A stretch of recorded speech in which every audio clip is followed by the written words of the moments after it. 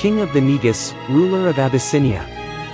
Prophet Muhammad ordered Amr bin Umayyah ad-Damri to deliver a letter to King Negus. The king welcomed the prophet's envoy very well. He also knew that a prophet would come, after Prophet Isa ﷺ. So did King Negus embrace Islam after that? There is a history that states that King Negus finally embraced Islam after that incident. There are also those who say that King Negus only did good to the Muslims, including providing ships for them to emigrate to his territory. Another tradition also states that this Negus was not the Negus who embraced Islam and whom the Prophet Muhammad prayed in secret for him when he died. Al-Makakis, great Coptic ruler of Egypt. Al-Makakis welcomed when Hadib bin Abi Balta came to deliver the Prophet Muhammad's letter. He then asked several questions about the Prophet Muhammad. One of them is why the Prophet Muhammad did not pray for the death of his people who chased him away. He is like Isa ﷺ, who does not pray for the destruction of his people when his people intend to overtake him, answered Hadib bin Abi Balta. Satisfied with Hadib's answers, Al-Makakis respectfully replied to Muhammad's letter. He also presented the Prophet with a number of gifts, including 2 Coptic girls.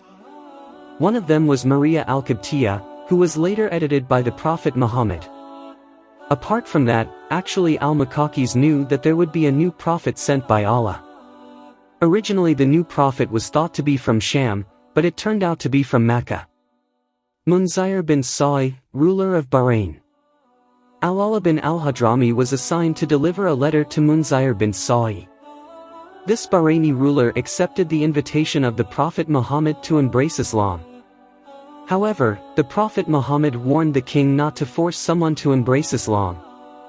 For followers of Judaism or Majusi, they are still allowed to settle in Bahrain, as long as they pay the jizya for security and welfare.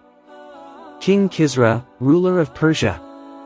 King Kisra's response was so strong when he received the Prophet's letter brought by Abdullah bin Hudzafa as Sami. He immediately tore up the Prophet's letter after knowing its contents. When he learned of King Kisra's response to his letter, the Prophet prayed that Allah would tear his kingdom apart. Not only that, he also wrote to his governor in Yemen, Badzan, to send 2 of his strongest men to the Prophet Muhammad. After a while, the 2 of them arrived in Medina and handed over the Badzan letter to the Prophet Muhammad. The Prophet smiled after knowing the contents of his letter. They were then ordered to go home and return the next day. Tell your friends, Badzan, that my Lord killed Kisra, his master, tonight, 7 hours ago, said the Prophet Muhammad to the 2 envoys. Sure enough, Kisra's son named Suriya himself was the one who killed him. The power of the Kisra kingdom was also eroded little by little, until finally it disappeared completely after losing to the attack of Muslim troops in 637 AD or 8 years after the Prophet prayed. In addition, the Prophet Muhammad also sent letters to the regional rulers around the Arabian Peninsula. Among them is the governor of Basra, Sayyurabil bin Amr al-Ghassani.